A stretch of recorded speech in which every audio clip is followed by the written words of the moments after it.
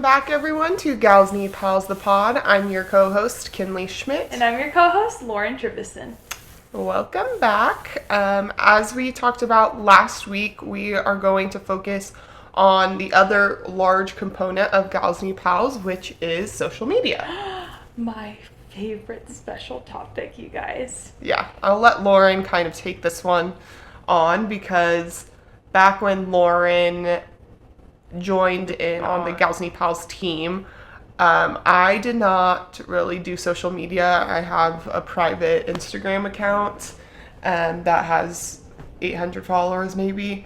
I do have a lot of requests in my... Oh my gosh, but I just don't ever accept anyone because I'm like, I feel like the people that follow me that I want to follow are already following me. Amazing. So, and Gals Need Pals before Lauren came on was pretty small. I thought it was good because I didn't know anything about social media. But we only had probably 400, 500 followers at the time. 500 2 years ago when I jumped on. And then now we have 17,000 just on Instagram alone. So, Lauren, take it away. All right, so I think we need to rewind a little bit to come to the present. So, got my start in social media about 6 years ago, which, okay, when you say, I've been in social media about 5 years, that's a cute number. 6? Not so cute. I'm like, damn, I'm getting old. I've been around the block, seen a few things. But nonetheless, been 6 years, been addicted to social media this entire time, which is insane. And 6 years of actually posting for every single day for income reasonings, not just like we've all had social media since we were in middle school at this point. Yeah, but I mean, like, to have a business account that long just feels crazy. Because I mean, I got my start even earlier than that on YouTube, but I don't really count that as much as like Instagram because that's when I was like, we're gonna post every day, we're gonna just see what happens, and got into a habit and haven't gotten rid of that habit. So got in the habit, love social media. I started when I was a senior in college, and I was like, I see all these bloggers doing their stuff, why can't I join in? And so I was out at a bar with a friend from high school, as all good stories come, and she was like, start your Instagram page, Lauren, see what happens. So I've just been posting consistently. I had a content marketing internship around the same time that I started my page, and I got to learn all of the business side. That's where I got to meet my bestie, Catherine, and learn a lot about what she was doing on an agency level. And I was like, a lot of this overlaps with like influencer marketing and just building my own personal brand. And I remember in college and stuff, I was like you, I had like 500, 600, 700 followers. And all of my friends had like over 1,000. They were getting all the likes on stuff. And I was like, why does no one care about Lauren? And luckily, people started to care once I made my personal page. So it's been such a fun journey to be online, create social media content. And it's definitely been a journey. I think back to 6 years ago when it was photos were supreme.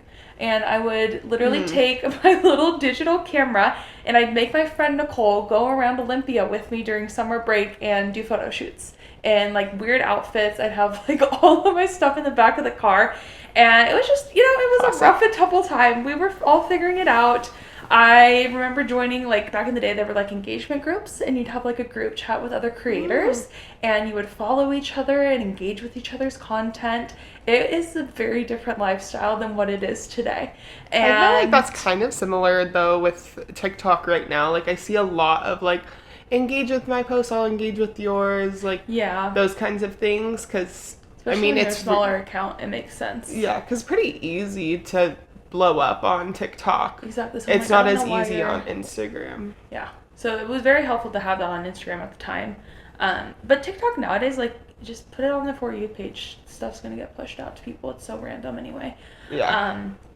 But yeah, that's kind of how I got started and been working in it ever since. But in the influencer world, you're just by yourself. It is me, myself, and I with my camera, sometimes a tripod if we're getting fancy.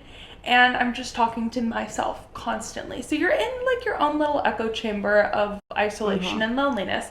And sure, yes, you have thousands upon thousands of people that see your content that you're engaging with, but nothing is quite the same as an in-person relationship. And so when I had moved back to Spokane in the end of 2022, I was like, how do I make friends? How do I meet people? And through social media, on Instagram, you guys followed my page, and I was like, what's a Galsy Pals? Who is this? This is so cute. And so Kinley and I had gotten drinks like a week or so after, and I was like, tell me about your business. Started going to events, because in that time also I was in my little networking era. I said, I want to meet all the people in Spokane.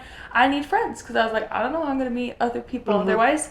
And lo and behold, it worked out well. So a couple months in, I was telling my therapist all about going to Galsy Pals and doing these things, and she said, Lauren, what if you ask them to like work with you and like do something with it? And I was like, Tanya, that's a good idea. Shout out Tanya. Shout out Tanya. Tanya really Literally is love that. how I ended up where we are today, because I wanted to get to know other businesses, get involved in the Spokane community. I was like, I love where I'm living. How can I do this in a way that I can uplift other people and like get my name out there? And I was like, Galsy Pals would be a smart choice. So I reached out to Kinley again. I said, yo, how can I help you out? And she's like, we need help with social media and getting these events going. And I was like, I kind of know a thing or two, because I've seen a thing or two.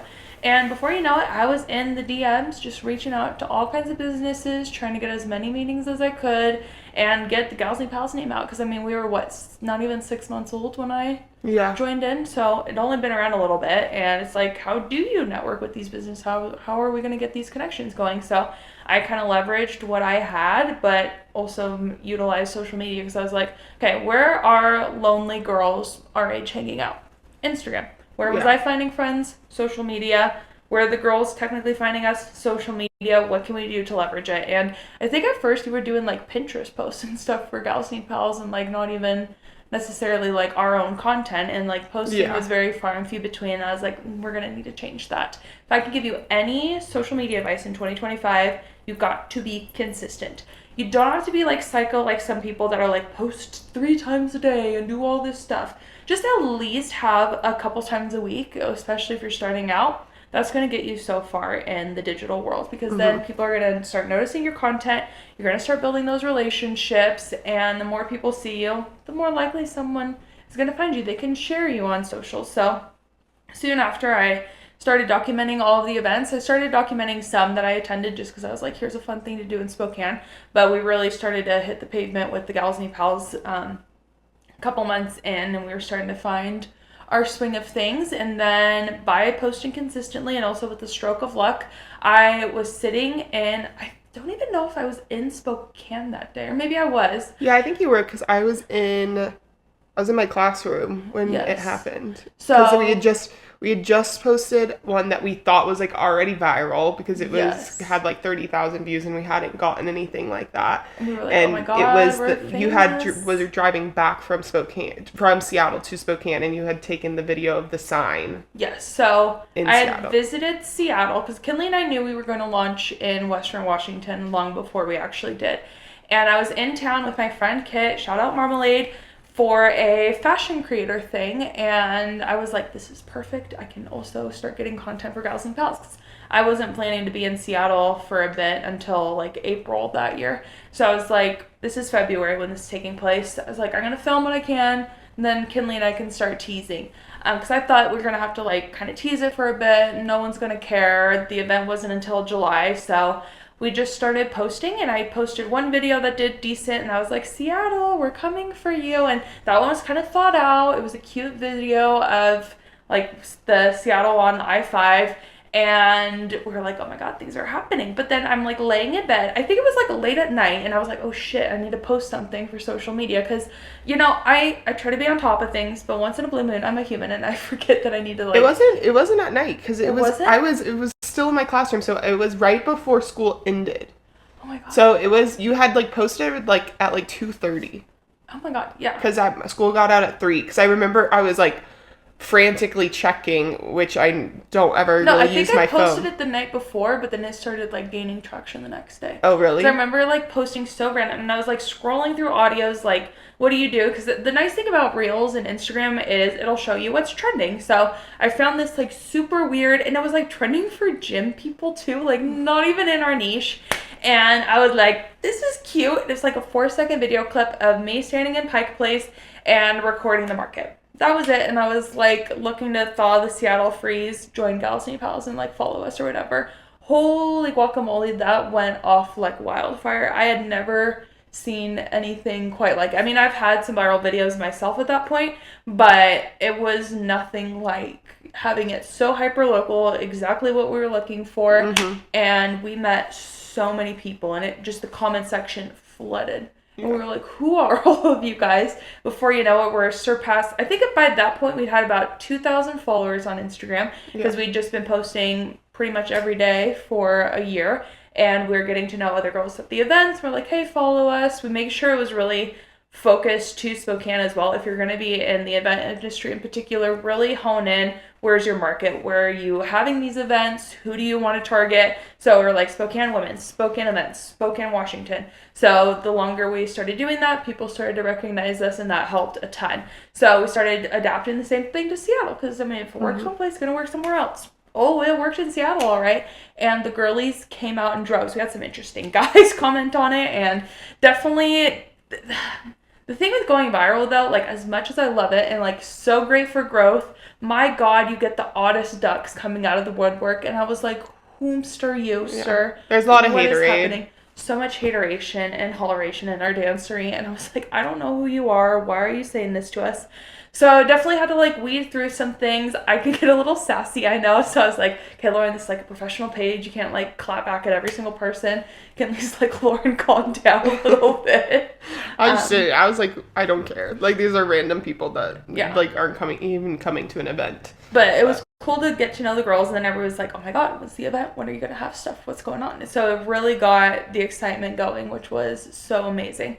And now, year plus later, we've got over 18,000 across our platforms, and we've just been continuously plugging away. We were launching in Olympia soon, and the first little teaser video for that had over 10,000 views. It wasn't quite as big as Seattle, but the nice thing about being in the Seattle area is we're starting to have some brand recognition anyway from, like, Tacoma, Olympia, and it'll be good to continue honing in on the Olympia, Tumwater, Lacey, and, like, those smaller communities that maybe don't want to travel up to the big city to meet people, make friends, because a lot of people don't live in Seattle for a reason, and so we wanted to talk to those people. But it's been really fun. I mean, just with social media, just the weirdest stuff will go viral and pop off. So it's like a 4-second clip, but then we're working on, like, these fancy vlogs, we're doing all this cool content, nobody sees it, no one cares, and we're just like, cool, it's definitely kind of a luck of the draw situation. Because I mean, now obviously I've stepped away from my teaching job, but when Lauren stepped in, I was still teaching, so I was like, please take social media on, because I couldn't do it. I didn't have the time to film anything, really the knowledge to post anything at that point. And when you're teaching, I didn't use my phone very often, so it wasn't like I had the capability from the time that I got to school to the time I left to really do anything. So that was really my, like, number one. I was like, help with that, because I really didn't know what I was doing. So TG for Lauren's point of view on that one, because I didn't know what I was doing. But she has taught me a lot, to the point where I kind of understand the game now, and I work part-time for my dad's company, and I launched their social media initiative. And it is funny. It's like things that, like, I mean, they're very small, very niche company. So, like, there's not a lot of followers. But I mean, anytime my dad is in a video, it gets thousands of views. It's like, I don't know why, but something about him, like, they, like, immediately put on the For You page of Instagram, which is funny to me. And I have been able to go viral a couple of times on TikTok, which is kind of cool. So just really posting consistently is key. That's really key to TikTok too. I'm really bad about posting daily, but anytime I've ever gone viral on TikTok, it's because I've posted consecutively over and over, and then one of them goes. I mean, I post at least 2 to 3 times a day. I mean, granted, I'm an influencer by trade, so you kind of have to in my industry, but for just, like, the average business owner, just posting once a day, experience. Also, never being afraid to try new things. I think a lot of social media people, sometimes they get really stuck in their ways. They're like, here's my event business, here's X, Y, and Z. This worked before, we're just going to keep doing it. Not a good strategy. You gotta mix it up, try new things, have short videos, long videos. I think with Gals and Pals, what's made us stand out a bit is there's a good amount of content of Kinley and I, just because we're obviously running the business. Yeah. And we are kind of the stars of the show, so to speak, especially on like the business side of like, okay, here's who's networking with companies, here's who's doing X, Y, and Z. And when you're a new girl and you don't know anybody at this event, you're going to see us and be like, oh, I recognize these girls. These are friendly faces that we can connect with, and I'll at least have 2 built-in friends, regardless of if I meet other people at the event or not. So that's been really cool. But then I also try to make sure, okay, let's get some chill footage of the girls doing a workout class together, mingling, exchanging numbers, and then having that variety as well that we can add like some fun text. Also, always try to do one of 3 things: educate, inspire, or entertain when you are doing content. The best kinds do all 3, but if you're at least hitting one of those 3 pillars, you're going to be set up for some success for sure. Yeah. I would also say that, especially for the older, like, our older generation, obviously we're not older, but, you know, compared to Gen Z to whatever the newest generation is. The alpha kids? Yeah. They're scary.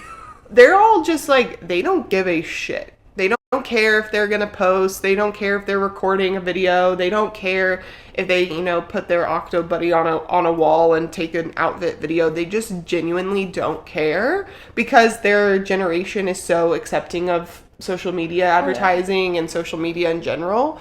And so I think for like an older population, we get so in our heads about like, oh my God, like what if, you know, the people from home look at this and they're like, oh, look at so-and-so trying to be an influencer. Yeah. It's like, who cares? Literally, like, if go get your bag, number 1. So if you go viral on social media and you get to make this your job, that's fabulous for you. Like, you're gonna make a lot of money, so do that. And that's a really cool job to have. And why would I or other people, which I know other people do judge, but those people suck and are just jealous.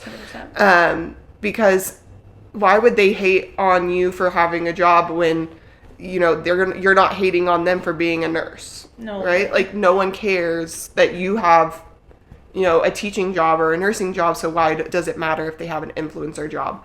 And I think a lot of people will judge and will, like, be like, oh, like, I just, like, don't really, you know, want to be an influencer because, like, that's kind of stupid. But then they realize, oh, that's where the money is right now. And so... Because you're combining, like, next level sales. Like, I got my original start on YouTube. I was 18 years old in high school. I bet you $5 people in Olympia were bullying the heck out of me behind the scenes. Luckily, I never heard of it, so out of sight, out of mind. But I bet you people were talking crap. I know in college, got flack and stuff, but you just gotta keep pushing on and persevering, and who gives a crap what other people say? Because I love the thing that Mel Robbins said, where she's like, social media is not for your friends, it's for your fans or whatever, and the people that you're trying to target, get to know, connect with. I was never really popular. Like, people are always surprised. They're like, oh, I thought you'd be like the popular girl at high school. I said, no, I had like 2 friends. Yeah. I was a floater. I was doing X, Y, and Z. Never cool. But I've just harnessed being myself and being authentic and different from so many other people who I feel like a lot of times when you're a younger woman, you kind of become a cog of a machine. You talk the same way, do the same things as your friends. There's nothing inherently bad about that, but once you can kind of get away from that and really let your inner creative do their thing, plus having a background in sales at Nordstrom and stuff personally, it really helped to be an influencer and content creator, because you get to sell people on your lifestyle, your brand, you get to market and do so many cool things, but also you get to make an impact on people's lives. I get so many cool messages, like from Gals and Pals, and people saying, I've made friends, like, you've helped my mental health, you got me out of this crazy situation. And I mean, getting to do that for a living, I mean, come on. I also just love seeing people put themselves out there. Like, good for you. Like, it's scary. One of our friends, Ben's friends from Olympia, he just created an Instagram or a TikTok, and he has really great style, and I've always thought he has really great style. And he's also creative. He has a band, you know, that he sings at, but he has like a normal, you know, 28-year-old person job, right? Yeah. Like he like works in tech or something. And like he just randomly the other day started a TikTok page and just started posting his like work outfits, and Aw. I was like, yes, Slay King. I was like, I love that because it has a great fashion, and him and his wife both have great fashion. But I was like, I love that you just like were like, you know what? I'm just gonna start a page because that's how easy it is. It's just Yeah. to do that.